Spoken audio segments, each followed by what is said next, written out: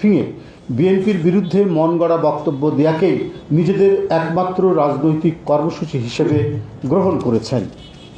কারণে অকারণে প্রতিদিন বিএনপির বিরুদ্ধে মিথ্যাচার জনগণের কাছে ওবায়দুল কাদেরকে একটি হাস্যকর চরিত্রে পরিণত করেছে। এটি তিনি বুঝতে পারছেন না বলে মনে হয় না। কারণ ভাইরাসের প্রাদুর্ভাব শুরুর পর গণভবনের চার দেয়ালে আটকে পড়া প্রধানমন্ত্রী শেখ হাসিনা কিংবা র্যাব পুলিশের পাহারায় টিকে থাকা ওবায়দুল কাদের সাহেবরা বুঝতেই পারছেন না যে তারা এখন গণদুশমনে পরিণত হয়েছে।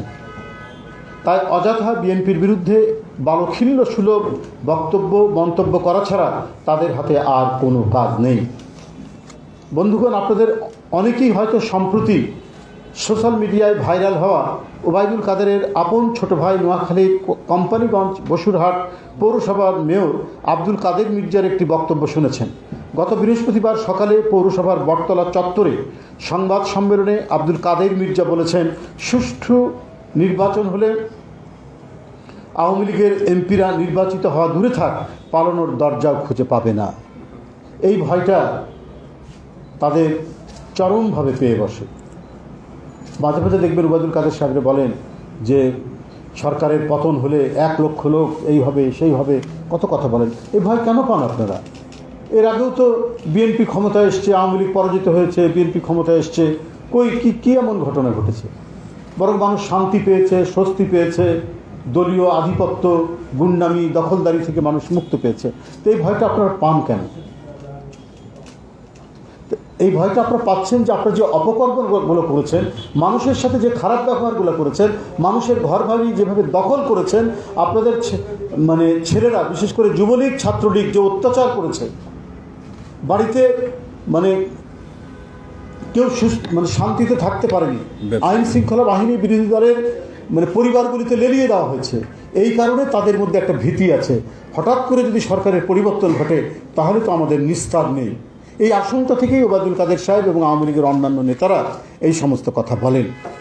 সুতরাং সুষ্ঠু ভোট হলে পরিস্থিতি যে কী হবে সেটা আওয়ামী লীগও কিন্তু জানে, এবং জানে বলেই তারা আইন শৃঙ্খলা বাহিনীকে সাজিয়ে নিজেদের মতো করে জোর করে জনগণকে বন্দি রেখে তারা ক্ষমতা দখল করে রেখেছে।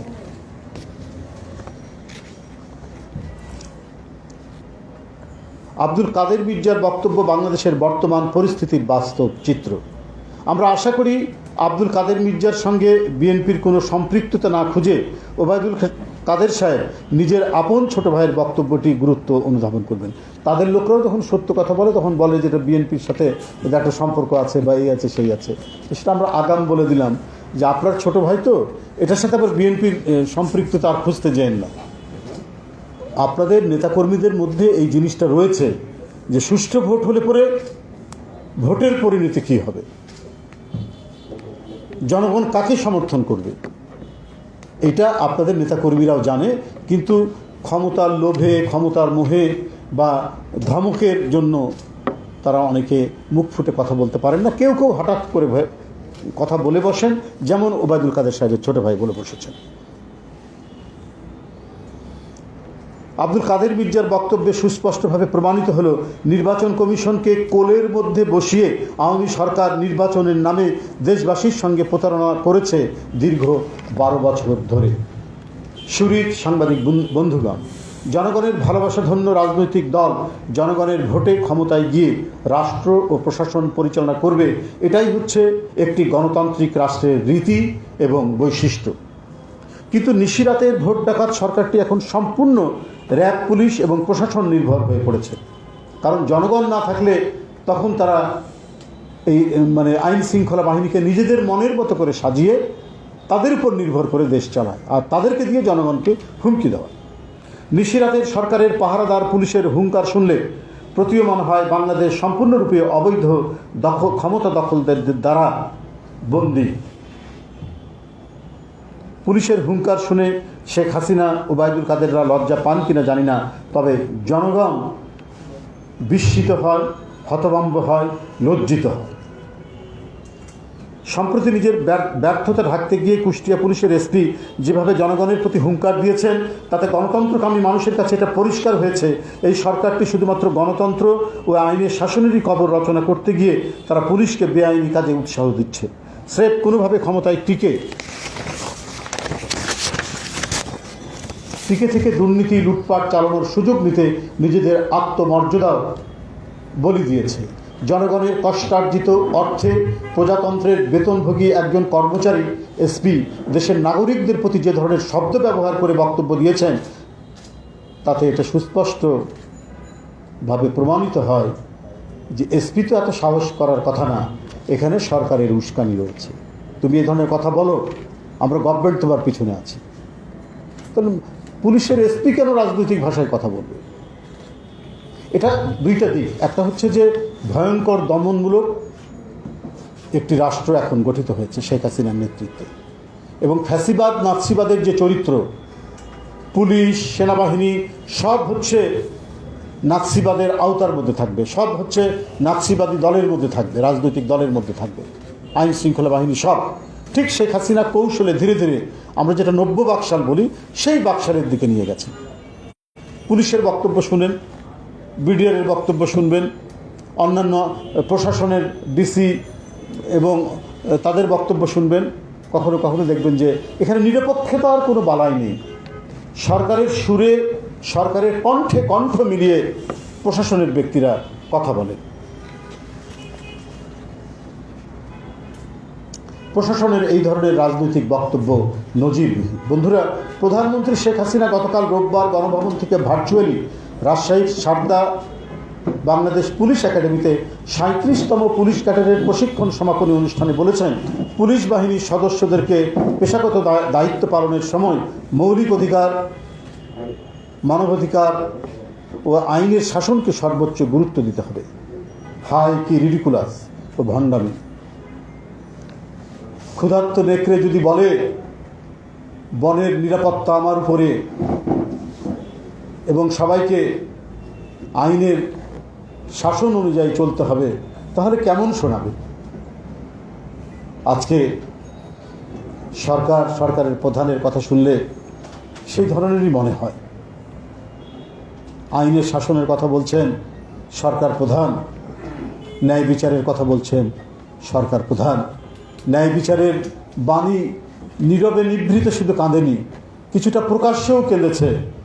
স্বয়ং চিফ জাস্টিসকে বন্দুকের নলের মুখে এক কাপড়ে বাংলাদেশ থেকে বিদায় করে দিয়েছে যে সরকার। সে ন্যায় বিচারের কথা বলে, সে আইনের শাসনের কথা বলে।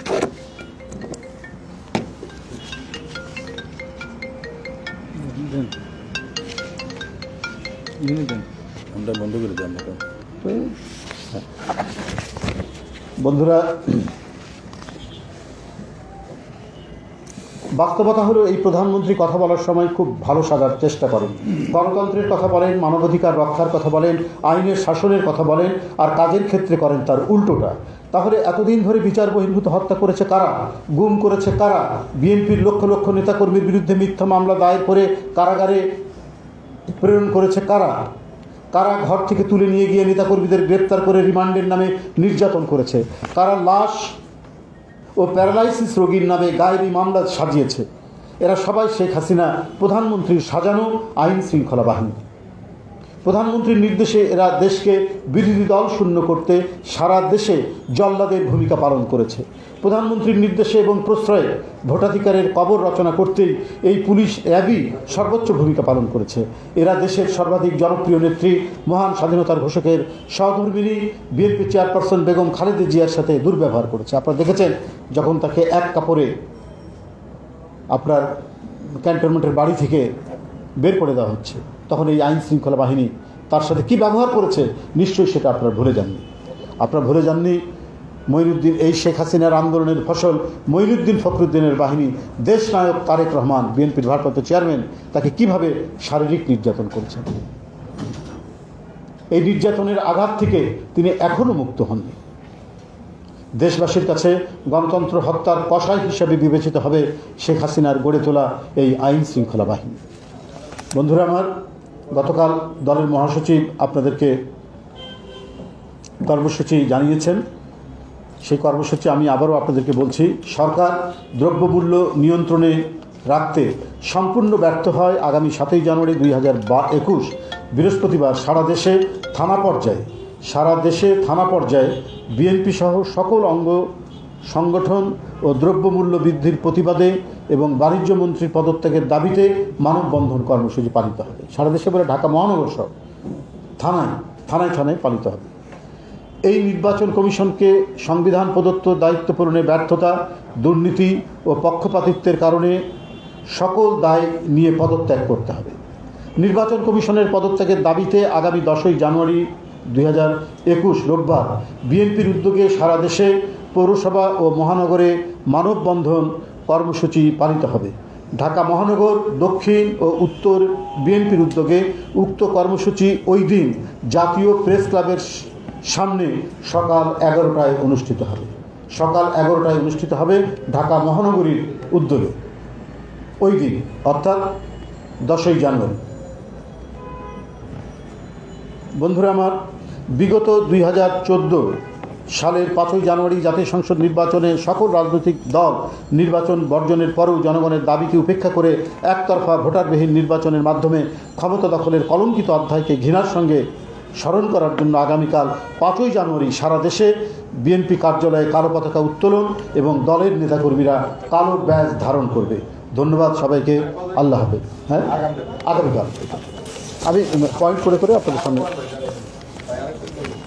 বিগত 2014 সালের 5ই জানুয়ারি জাতীয় সংসদ নির্বাচনে সকল রাজনৈতিক দল নির্বাচন বর্জনের পরেও জনগণের দাবিকে উপেক্ষা করে একতরফা ভোটারবিহীন নির্বাচনের মাধ্যমে ক্ষমতা দখলের কলঙ্কিত অধ্যায়কে ঘৃণার সঙ্গে স্মরণ করার জন্য আগামীকাল 5ই জানুয়ারি সারা দেশে বিএনপির কার্যালয়ে কালো পতাকা উত্তোলন এবং দলের নেতাকর্মীরা কালো ব্যাজ ধারণ করবে। ধন্যবাদ। কনসার্ন এর সাথে ভারতের যে বাংলাদেশের ভ্যাকসিন চুক্তি হয়েছিল, ভারত একটা চুক্তি বাতিল করে তারা নিজেরাই সে ভ্যাকসিন বাংলাদেশ দিবে না। বাংলাদেশ সরকারের যে বাংলাদেশ সরকার সরাসরি আমেরিকা থেকে না, আমি বলে নেই, বুঝতে পেরেছি। এই ব্যাপারে আমাদের একটা খুব উচ্চ পর্যায়ের কমিটি হয়েছে, তারা এই বিষয়ে সব খোঁজখবর নিচ্ছেন, তারপরে আপনাদের সামনে কথা বলবেন, বক্তব্য রাখবেন।